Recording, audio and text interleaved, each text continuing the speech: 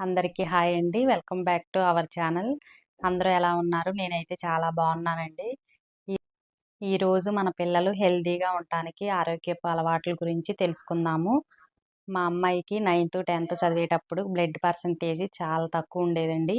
6, 7 iron టాబ్లెట్లు వాడమని చెప్పారు. నేను టాబ్లెట్లు అయితే వాడలేదు. ఎందుకంటే మనం ఎన్ని సంవత్సరాలని వాడాలని. అలాగే బీట్రూటు, క్యారెట్, కీర దోసకాయ అటువంటి జ్యూసెస్ ఎక్కువ ఇచ్చానండి. ఇప్పుడు దానికి బ్లడ్ పర్సంటేజ్ 10 ఉంటుందండి. హాస్టల్కి వెళ్ళిపోయినా కూడా ఇబ్బంది లేదు. మనకి గోధుమ గడ్డి పొడిగా కూడా అందుబాటులో ఉంటుంది కదా, అది యూజ్ చేస్తుంది అనమాట. ఐరన్ టాబ్లెట్లు అసలు వేసుకోకుండా బ్లడ్ పర్సంటేజ్ పెరిగింది. ఇటువంటి విషయాల గురించి మనం వంట చేసుకుంటా మాట్లాడుకుందాము.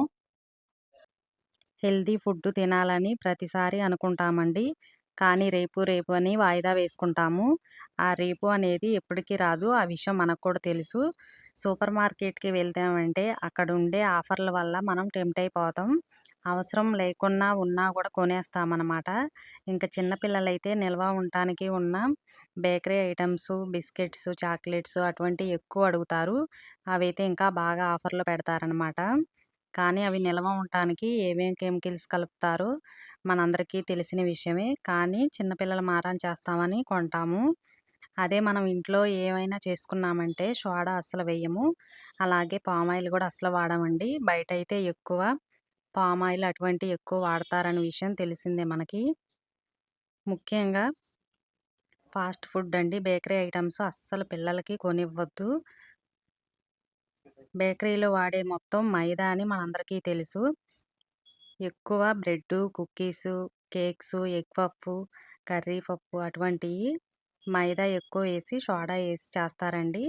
అటువంటివి తినటం వల్ల ఈజీగా మన ఆరోగ్యం పాడైపోతుందనమాట. ఏదైనా హెల్తీగా మన ఇంట్లో వాళ్ళకి పెట్టడానికి ట్రై చేయండి. శనగలు, పెసలు అటువంటివి ఒక్కొక్క రోజు గుగ్గిల రూపంలో ఇవ్వచ్చు. అలాగే బఠానీతో చాట్ కూడా చేసి పెట్టొచ్చు. చాలా మంచిది. ముఖ్యంగా మన మైసూర్ బోండా అండి అస్సలు ఇంట్లో ప్రిపేర్ చేయొద్దు. మొత్తం మైదా, అలాగే అది పొంగటానికి సోడా ఎక్కువ ఉపయోగిస్తామన్నమాట. ఎప్పుడన్నా ఒకరోజు అయితే నెలలో ఒకసారి అయితే ఓకేనండి. ఎక్కువ మనకి జొన్న దోశ, అలాగే సజ్జ దోశ, పెసర దోశ అటువంటివి ఎక్కువ ప్రిపేర్ చేయండి. చాలా మంచిది పిల్లలకైనా, పెద్దల వాళ్ళకైనా. ఇప్పుడు నేను బెండకాయ కర్రీ చేశాను కదా, ఈ బెండకాయ చాలామంది డీప్ ఫ్రై చేసి పల్లీలేసి చేస్తారండి.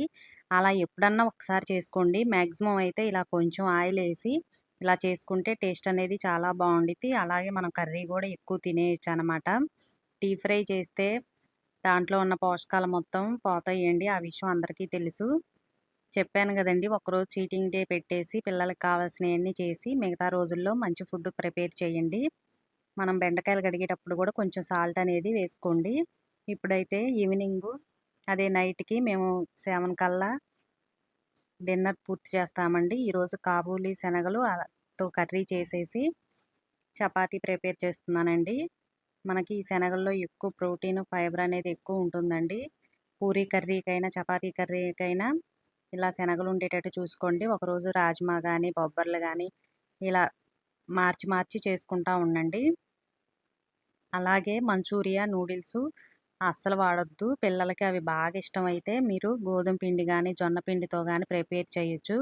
మనకిప్పుడు యూట్యూబ్లో అన్ని వీడియోస్ అందుబాటులో ఉన్నాయండి. హెల్తీగా ఎలా చేయొచ్చో చూపిస్తున్నారు.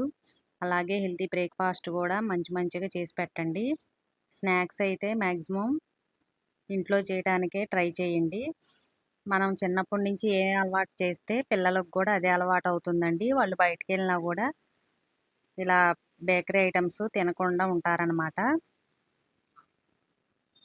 ఒకప్పుడు చీకటి పడితే తినేవాళ్ళు. ఇప్పుడైతే మరి నైట్ అయితే కానీ తింటలేదండి. మనకి ఎక్కువ ప్రాబ్లమ్స్ వచ్చేది నైట్ డిన్నర్ వల్లేనండి.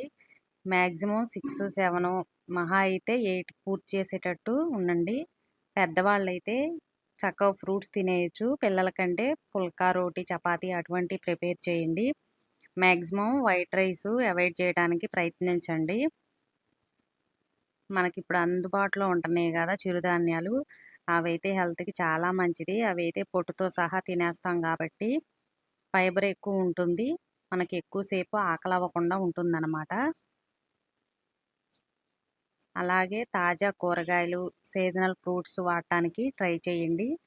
అందరికీ తెలిసిన విషయమే. నేనేం డాక్టర్‌ని కాదు. కానీ మా ఇంట్లో ఇటువంటివి ఎక్కువ వాడతామనమాట.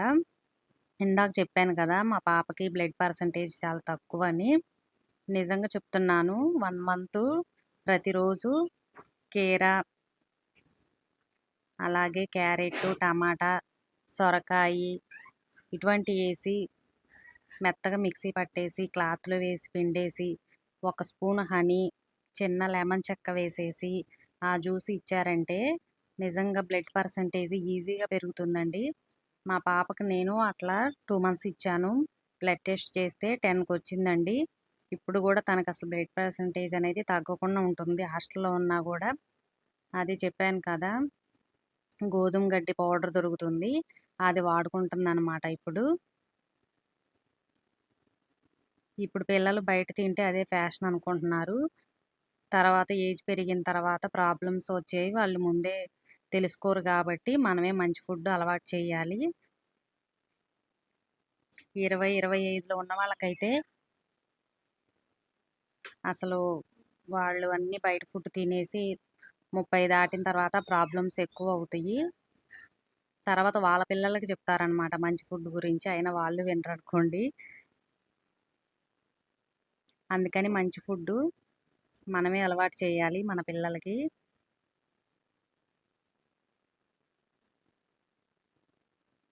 చూసారు కదా! ఇప్పుడు నేను శనగల కర్రీ ప్రిపేర్ చేశాను. ఆయిల్ కూడా చాలా తక్కువ సరిపోతుందనమాట. ఇలా రోటీ చేసుకొని శనగలు నేనైతే బంగాళదుంప ఉడకబెట్టి చిన్న చిన్న ముక్కలుగా చేసి కర్రీలో వేశానండి. మీకు అవసరమైతే స్మాష్ చేసైనా వేసుకోవచ్చు. ఇలా డిన్నర్ అయిపోయింది హెల్తీగా.